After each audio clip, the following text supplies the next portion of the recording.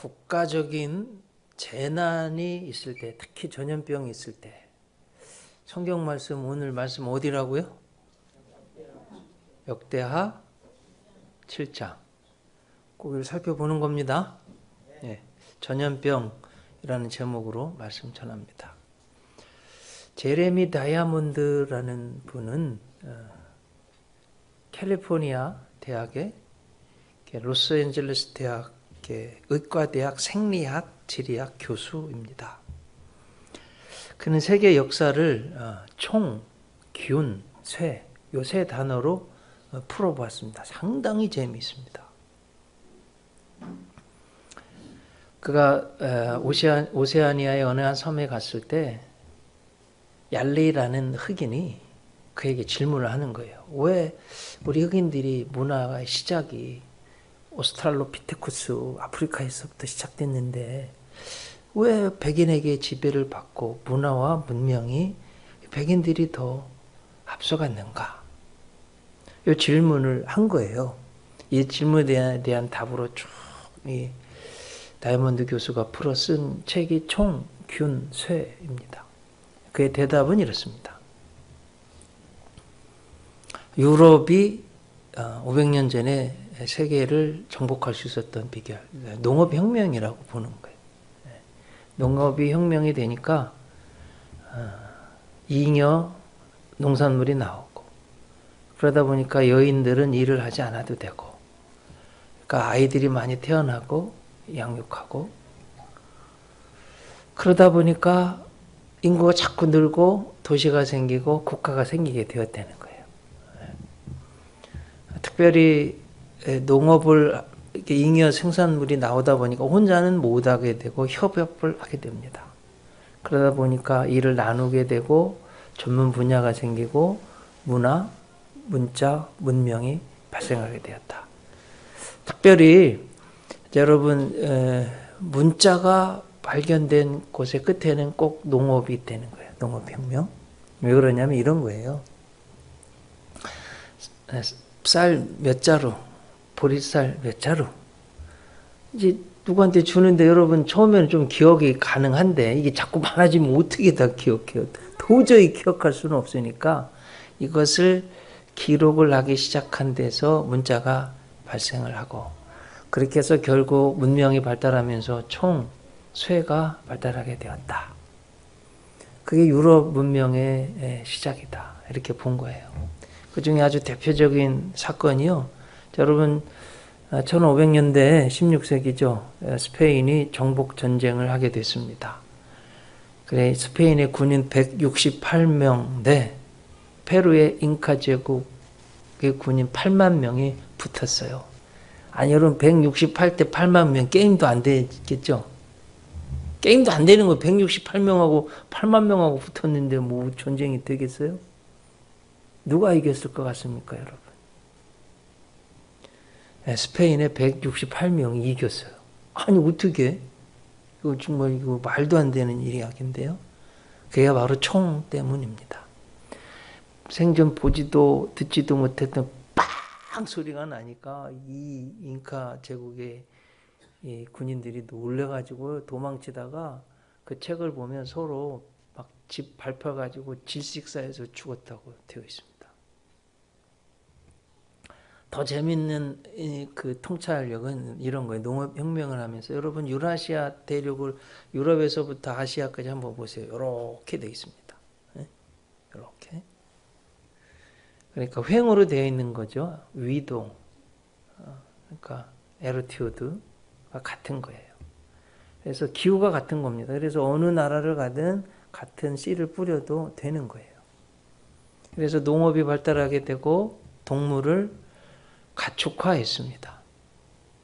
대략 13개, 13개의 동물. 그 중에 우리가 잘 아는 뭐 소, 말, 또 낙이라든지 닭, 오리, 가금류. 농사에도 쓰고 식용화도 되고. 근데 여러분 충격적인 게 동물이 가축화되면서 그것이 가진 균이 사람에게 옮겨져서 처음엔 많이 죽었어요. 유럽 사람들도. 균이 오니까. 근데 이제 자꾸 견뎌나가고 항체가 생기고 명령력이 생긴 거예요. 13개나. 그게 강해진 겁니다. 이렇게 해서 신대륙에 갔을 때, 여러분 신대륙을 한번 보세요. 아메리카. 굉장히 길잖아요. 아프리카도 길게 돼 있잖아요. 우리로 좀 생각해 본다면, 그래서 위도가 틀리니까 기후가 달라서 농사를 똑같이 할 수가 없는 거예요. 예를 들면, 제주도의 기후를 우리 서울이나 평양에서 재배할 수 없는 것과 같은 이치입니다. 농업이 발달하지 않게 되고, 그러다 보면서, 가축화하지 못하고, 대략 아메리칸 라마 한 종류를 가축화했다고 그래요. 그러니까 면역력이 없었던 겁니다. 유럽인들이 아메리카에 착륙하게 되었을 때, 뭐 전쟁도 하기 전에 이미 이 기운을 통해서 전염병이 돌아서 책을 보면 99.9%가 이미 다 죽어 있었던 상황입니다. 굉장히 무서운 거죠, 균이, 전염병이. 상당히 재미있는 통찰력이잖아요, 여러분. 네. 인문학적인 해석이에요. 지금 중국 우한에서 발생한 신형 코로나 때문에 전 세계가 난리가 났습니다. 세계보건기구 WHO, World Health Organization 그렇게 말하죠. 비상상태를 국제 비상사태를 선포했습니다. 이 코로나균이 국경을 근접한 북한에도 갔겠죠. 한국에도 오고 지금 유럽으로도 가고 미국으로도 가고 그렇습니다. 더 무서운 것은 나이 든 사람들은 면역력이 있어서 그런지 걸려도 안 죽는데요. 잘. 근데 젊은 사람들이 걸리면 다 죽는답니다. 그래서 이게 무서운 거고. 여러분 충격적인 것은 중국의 근대 송명청 그러잖아요. 제국 송나라, 명나라, 청나라 그렇잖아요. 이 명나라가 멸망할 때도 흑사병 때문에 멸망했습니다. 특히 여러분 청나라가 멸망한 것이 뭐 때문에 그런 줄 아세요? 송명청 다음에 지금 중국이 세워진 거잖아요. 그 청나라가 멸망한 것은 공산주의 혁명, 신의 혁명 때문에 그렇습니다. 신의 혁명이, 공산주의 혁명이 처음 시작한 곳이 어딘 줄 아세요? 우한입니다. 하나님을 가장 부정하고 대적하고 교회를 부수고 성도를 죽이는 이 공산주의가 중국 공산주의가 시작한 곳이 우한이에요.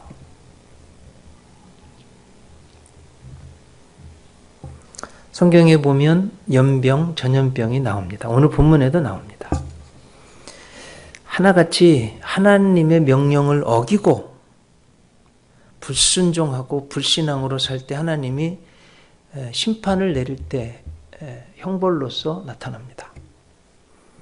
가장 대표적인 것이 다윗이에요. 여러분 성경에 내 마음에 쏙 드는 사람 하나님, 내 마음에 합한 사람 딱 한 사람 다윗을 이야기했어요. 근데 다윗이요 한 가지 실수, 죄를 범했습니다. 큰 죄는 우리가 알고 있는데 우리아의 아내 바세바 범한 거 개인적인 죄예요. 국가적인 죄로는 인구조사한 거예요. 이런 의미죠. 20세 이상으로 칼을 뽑아 전쟁에 나갈 수 있는 사람. 이런 의미예요. 인구조사한 두 가지의 죄악의 모습이 있어요. 하나는 다윗의 내 치시하에 얼마나 많은 인구가 있는가. 자기 과신. 또 하나는 불신앙이에요.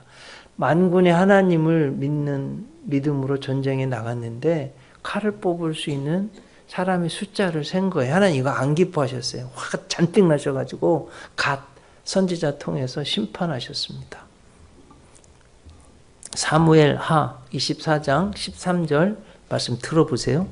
갓이 다윗에게 이르러 아뢰어 이르되 왕의 땅에 7년 기근이 있을 것이니까 혹은 왕의 원수에게 쫓겨 석 달 동안 그들 앞에서 도망하실 것이니까 혹은 왕의 땅에 사흘 동안 전염병이 있을 것이니까 생각해 보고 결정해서 하나님께 말씀하십시오. 여러분 뻔해 7년, 3개월, 3일 이런 것 같으면 어떤 거 선택하겠어요? 3일 형벌을 선택할 거 아니에요? 그걸 선택했어요. 들어보세요. 사무엘하 24장 15절. 이에 여호와께서 그 아침부터 정하신 때까지 3일이죠.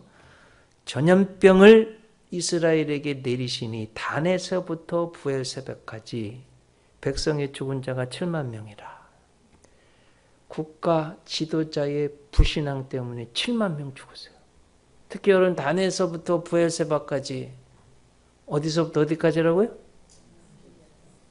네, 우리는 할라에서 백두까지, 백두에서 할라까지 그렇게 말하잖아요. 이스라엘의 지리는 단에서부터 부엘세바까지.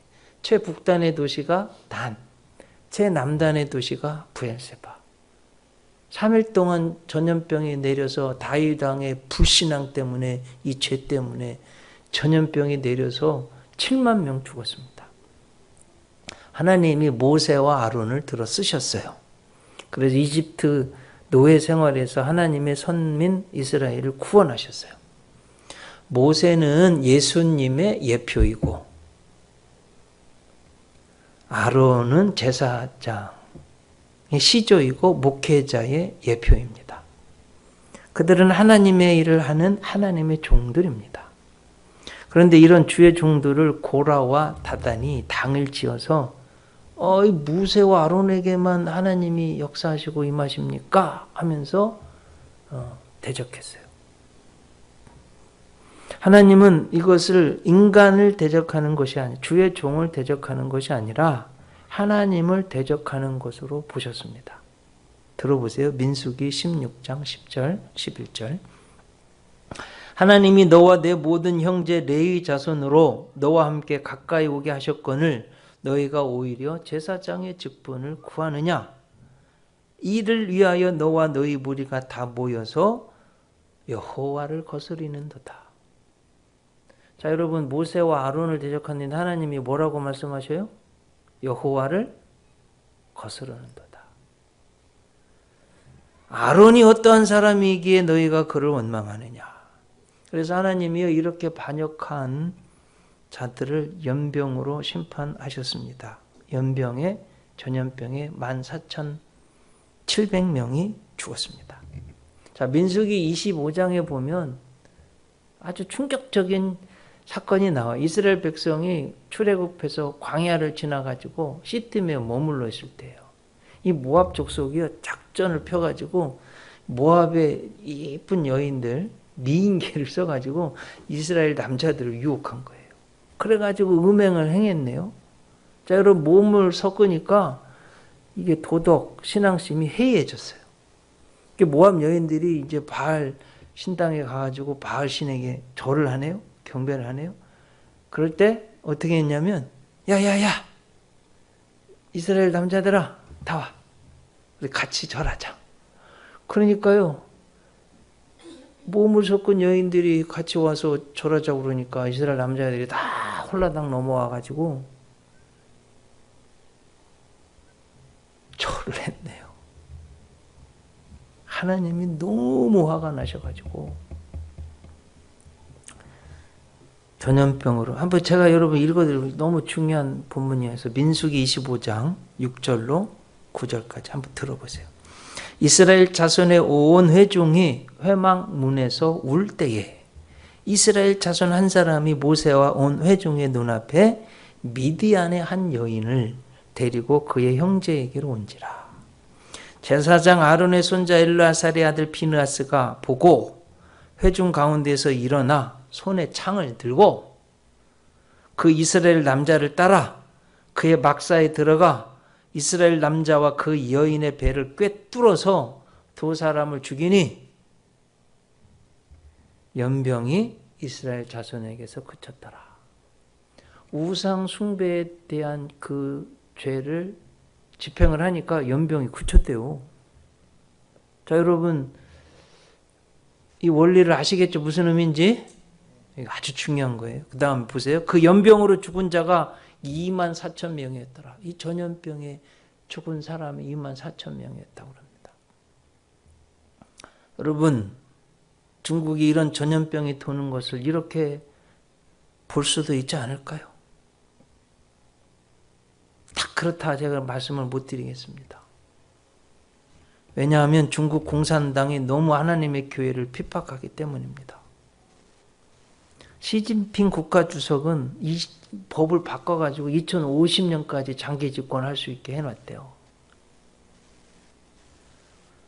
우상화 작업을 심각하게 하고 있습니다.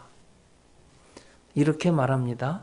가난을 벗어나고 싶으면 십자가 대신 시진핑의 사진을 걸어라. 오픈도어스 USA가 중국의 크리스천들은 지난 수년간 전례 없는 수준의 핍박을 받고 있다고 발표했습니다. 작년 2019년에 공산당 정부 승인하에 5,576개의 교회가 공격당했습니다. 교회 십자가를 철거하고 교회를 폭탄으로 폭파시켜버렸습니다. 사실은 좀 제가 사진이 있는데 보여드렸으면 좋겠는데 여러분 집에 가서 한번 쳐보세요. 십자가 막 떼어내고요. 교회를 폭탄으로 폭파시켜서 부수고 지금 그러고 있습니다. 중국이. 오픈도어스가 중국에서 이루어지고 있는 크리스천들에 대한 박해를 다음 7가지로 열거했습니다. 들어보세요. 첫째, 온라인으로 성경 판매 금지. 둘째, 의료진들에게 종교적 신앙이 없다고 적혀있는 문서에 사인하도록 강요. 셋째, 그들이 기독교를 부인하지 않으면 연금이 중단될 것이라고 협박. 네 번째, 파괴 및 십자가를 철거. 목사들 투옥. 다섯 번째, 정부 관리들은 지주들이 교회와의 임대 계약을 취소하도록. 교회가 더 이상 세워지지 않도록 압력. 여섯째, 교회 지도자들에 대한 감시. 일곱째, 18세 이상의 어린이들은 교회 출석 불허. 여러분, 어린아이들이 교회 안에서 축복 가운데 믿음으로 비전을 가지고 잘 자라야 훌륭한 인물들이 나오고 다음 세대의 교회가 사는 거 아니에요. 못하게 하는 거예요. 여러분, 하나님 기뻐하시지 않습니다. 네. 잠깐의 권력을 갖는 거예요. 착각하면 안 됩니다. 기독교를 박해하고 자기가 성공하는 것처럼 신처럼 그렇게 보이지만 아니에요. 하나님이 살아계셔서 반드시 선악간에 심판하실 것입니다. 이것을 명심해야 됩니다. 자, 이 전염병의 무서움, 두려움에서 벗어날 방법이 어디에 있습니까? 오늘 성경에 있어요. 쓰여 있어요. 자, 오늘 성경은요. 역대하 몇 장이요? 7장. 제목을 보면 뭐라고 돼 있어요?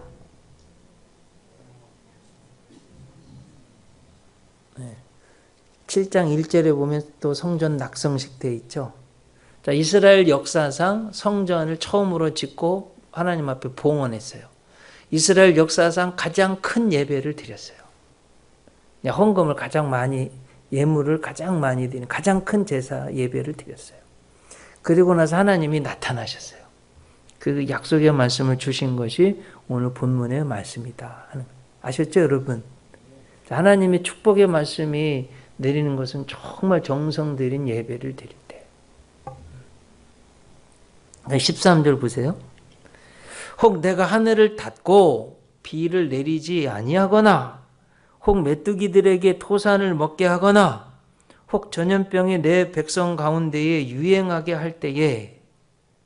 자, 여러분, 오늘 지금 여기 하늘 이게 비 안 내리고 메뚜기 전염병, 이거 인간이 어떻게 할 수 없는 대재앙이 닥쳐올 때 어떻게 하라고 하나님이 말씀하셨어요. 자, 우리 상황이잖아요, 지금. 그렇죠? 네. 하나님이 뭐 어떻게 하라고 그러세요? 14절에 나온 14절. 이게 네 가지. 첫째, 그들의 악한 길에서 떠나라는 거예요. 두 번째는 스스로 낮추고, 겸손해지라는 겸손해지라. 세 번째, 뭐 하래요? 기도하고. 네 번째, 누구의 얼굴을 찾으래요? 권력자의 얼굴을 찾으래요? 하나님의 얼굴을 찾으라는 겁니다. 자, 그럼 하나씩 곰곰이 생각해 봐. 악한 길에서 떠난다는 것은 무엇입니까? 예수님의 몸인 교회, 하나님의 집인 성전을 파괴하는 이 잘못된 곳에 돌이키라는 거예요. 불신앙에서 돌이키라는 거예요. 특별히 무지한 자의 피를 흘리는 악한 길에서 돌이키라고 하나님은 말씀하십니다. 여러분, 스스로 낮춘다는 것은 무엇입니까? 자신을 하나님의 자리에 갖다 놓는 이 교만한 우상에서 내려오라, 스스로 낮추라는 거예요. 자, 여러분, 로마 제국의 황제들, 스탈린, 히틀러, 모태똥, 김일성, 시진핑, 인간을요 다 하나님의 자리에 갖다 놨어요. 다 어떻게 됐어요, 여러분? 다 처참하게 비참하게 죽었습니다. 우리 국가 최고 지도자들을, 전 세계 모든 지도자들도 꼭 들어야 할 말씀입니다. 자, 기도한다는 것은 무엇입니까? 세상을, 사람을 믿어서 기도하지 않는 거만한 마음에서 돌이키라는 거예요. 여러분, 겸손한 사람이 기도하는 거예요. 기도는 내가 하나님 앞에 겸손한 믿음의 사람입니다. 기도하지 않는 사람은 교만한 사람이에요. 어떻게 기도를 하지 않을 수가 있습니까? 자, 그리고 하나님의 얼굴을 찾는다는 건 뭔 뜻입니까? 무슨 일이 생겼을 때 권력자, 무슨 어떤 현자, 똑똑한 사람, 의사, 물론 보기는 봐야 되겠죠. 근데 여러분, 정말 결정적인 순간에 가면 사람이 아니에요. 하나님을 찾으라는 거예요. 또 이게 풍족해지면 내 취미, 오락, 쾌락, 이 사람 만나는 일이 더 급하네요. 여러분, 이러면 하나님이 안 기뻐하세요. 아셨죠? 네. 특히 여기 죄를 사하고 할 때 사하고의 원어는 에슬라흐라는 원어입니다. 사면하다, 용서하다 라는 뜻을 가진 살라흐에서 나온 겁니다. 근데 이 살라흐는 이렇게 여러분 보세요. 이렇게 뿌리다, 스캐터라는 뜻, 이렇게 뿌리다. 이런 뜻이에요. 뭔 뜻이라고요? 이렇게 뿌리다. 이제 제가 설명드려요. 자, 제가 도끼질을 합니다. 근데 나무에 이게 도끼가 이렇게 휙 빠져 날아가서 탁 맞아가지고 죽었네요. 아니, 이건 내가 원치도 않는 살인을 한 거예요. 어떻게 해요, 이거? 양을 갖다가 제사장이 김영주의 죄를 양에게 대신 뒤집어 씌워요. 이렇게 안수하면 내 살인죄, 원치 않는 살인죄가 뒤집어 씌워져요. 칼로 찔러서 목에 피를 내요. 그럼 내 죄가 양이 뒤집어 쓰여서 생명의 값을 대신 피값으로 치른 거예요. 그래서 여러분, 레위기 17장 11절이 사람의 생명이 피에 있으므로 이 피가 죄를 속하느니라. 육체의 생명이 피에 있으므로 죄를 속한다는 거예요, 피가. 그 피를 이제 제사장이 어떻게 하냐면 이렇게 뿌려요, 제단에. 그러면 그 피가 묻혀져서 죄 지은 사람이 용서받는 거예요. 무슨 의미인지 아시겠죠? 예수님의 피를 흘리신 의미가 여기에 있다는 거예요. 자, 여러분, 이제 아주 더 중요한 말씀 뭐냐? 이 모든 것, 악한 길에서 떠나고 스스로 겸비하고 기도하고 하나님의 얼굴을 찾는 것, 이것을 하나로 요약한 게 뭐예요? 성전에 오는 거예요. 하나님 성전에 오는 거라고 오늘 본문이 말씀하고 있습니다. 악한 길에서 떠나고 스스로 낮추고 기도하여 하나님의 얼굴을 찾는 것에 압축된 행위가 뭐냐? 성전에 오는 것입니다. 역대하 오늘 본문 15절 16절 보세요. 이제 이곳에서 하는 기도에 내가 눈을 들고 귀를 기울이리니 이는 내가 이미 이 성전을 택하고 거룩하게 하여 내 이름을 여기에 영원히 있게 하였음이라. 내 눈과 내 마음이 항상 여기에 있으리라. 그래서 여러분, 하나님의 눈이, 하나님의 귀가, 하나님의 마음이, 하나님의 이름이 어디에 있다고 하셨어요? 성전에 있다고 하셨어요. 그럼 성전에 오는 것은 하나님의 얼굴을 보고 하나님의 이름에 나와 하나님께 영광을 올려드리는 것이고 자꾸 하나님께 기도하는 거예요. 모든 것이 다 압축 요약된 것이 성전에 나와 예배드리는 거예요. 그 하나님 가장 기뻐하시는 거 이거입니다. 자, 여러분 이거 꼭 명심하셔야 돼요. 우리 예수원회교 성도님들 이거 꼭 들으셔야 돼요. 주일날 하나님 만나는 것보다 더 중요한 것은 없습니다. 아셨죠? 대통령이어도 안 돼요. 결혼식, 장례식 미리 다녀오세요. 내 취미 때문에 어떤 사교 모임 때문에 교회 예배에 안 온다? 하나님 만나러 안 온다? 있을 수도 없는 일이 하나님 자녀들이. 자, 여러분 한번 예를 들어볼게요. 젊은 분도 나이 드신 분도 가장 쉬운 예가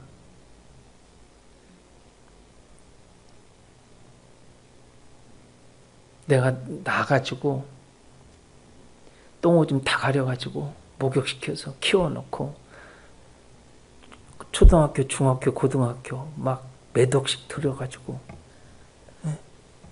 가르쳐놔서 장가 보내놨더니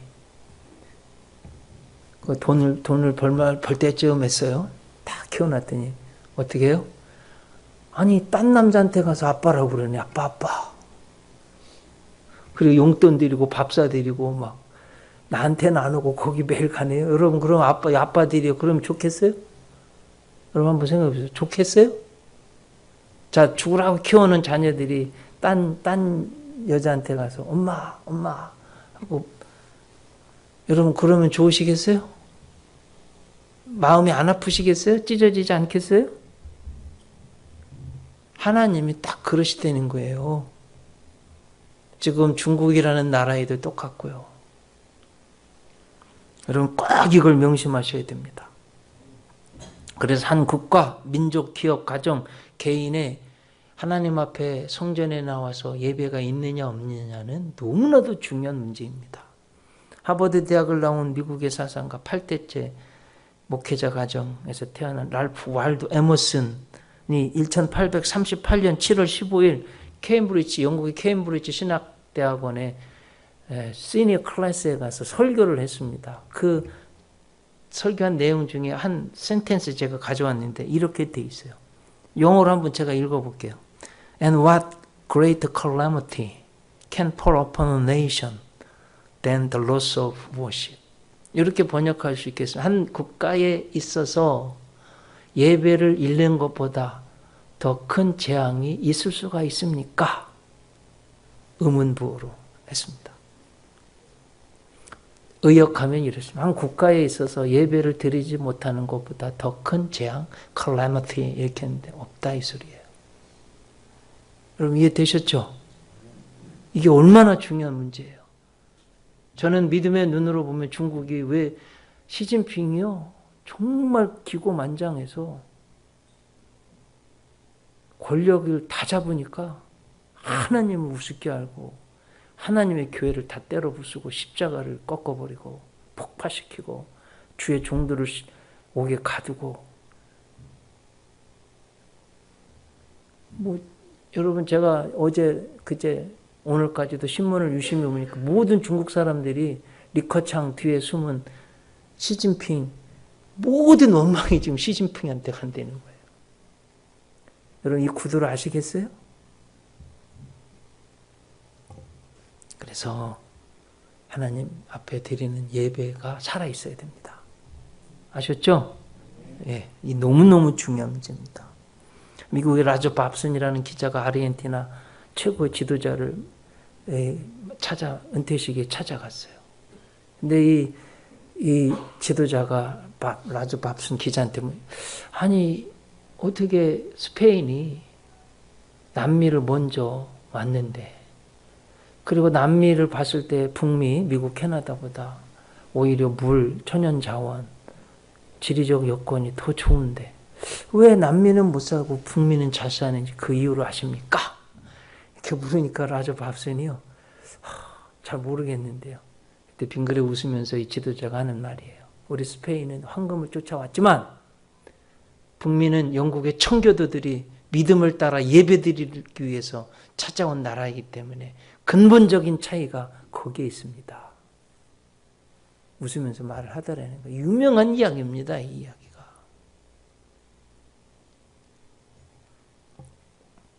프랑스의 정치 철학가 알렉스 드 라키벨리가요. 어떻게 미국이 영국 대영제국 해가 지지 않는 나라를 이길 수 있었을까 궁금해서 연구하러 왔어요. 다 살펴봤더니 뭐 영국에 비해서 뭐 문화, 대학 뭐 등등 뭐 그렇게 특별할 게 없는데 어느 날 이제 주일이 돼서 한 교회를 찾아 들어가 예배를 드리는데 의의 불길이라는 목사님이 불을 토하는 하나님의 말씀을 전하는 걸 보고 이것이 미국의 힘이구나. 주의 종을 통한 하나님의 말씀이 살아있는 거예요. 예배가 살아있는 거예요. 악한 길 가지 말고 하나님 잘 믿고 거룩하게 살고 믿음으로 살라는 이 말씀에 예배에 미국이 성공이 있었다는 것입니다. 여러분 신형 코로나 전염병 때문에 전 세계가 난리예요. 어떻게 하는지 안 걸릴까? 살 수 있을까? 뭐 지금 막 마스크가 동나서 난리고 막 중국은 제발 좀 한국에 좀 마스크 좀 보내달라고 도와달라고 난리고 어떻게든 살라고 난리잖아요. 안 걸려보려고. 근데 여러분 이 신형 코로나보다 더 무서운 게 있어요. 그게 뭔지 아세요? 원죄라는 전염병입니다. 우리의 피를 타고 흐르는 오리지널 신, 원죄. 이건요, 이 원죄를 어떻게 해결하지 못하면, 이 전염병을 해결하지 못하면 끝도 없는, 꺼지지 않는, 죽을 수도 없는, 피할 수도 없는, 창문도 없고 출구도 없는 영원한 지옥불에 가서 죽을 수밖에 없는. 여러분 이게 더 심각한 문제 아니에요? 어떻게 보세요? 내 부모, 형제, 친지가 지금 예수님 믿지 않는다면 이건 지금 신형 코로나에 죽는 것보다 수, 십, 백, 천, 만, 억 배 더 심각한 문제, 영혼의 문제이기 때문에. 그래 여러분, 하나님이요 이 전염병을 이길 완치할 수 있는 복음을 주셨어요. 누구예요? 예수님. 요한복음 3장 16절 한번 외워보세요. 하나님이 세상을 이처럼 사랑하사 독생자를 주셨으니 이는 저를 믿는 자마다 멸망치 않고 영생을 얻게 하려 하심이라. 여러분 예수님이 모든 죄와 저주로부터 우리를 속량하시고 구원하셨기 때문에 저는 어떤 전염병이 와도 우리 예수 믿는 사람도 이겨낼 줄로 믿습니다. 특히 중요한 건 뭐냐? 예수님이 내 안에 있느냐 없느냐예요. 요한일서 5장 11절 12절. 또 증거는 이것이니 하나님이 우리에게 영생을 주신 것과 이 생명이 그의 아들 안에 있는 그것이니라. 아들이 있는 자에게는 생명이 있고 하나님의 아들이 없는 자에게는 생명이 없느니라. 여러분 아셨죠? 네. 그래서 지금 전 세계를 강타하고 있는 전염병에 대해서 성경적 대답, 그리고 우리가 더 중요한 영원한 이 전염병, 이 죄와 죽음, 질병에서 이길 수 있는 길을 말씀드렸습니다. 기도하시겠습니다.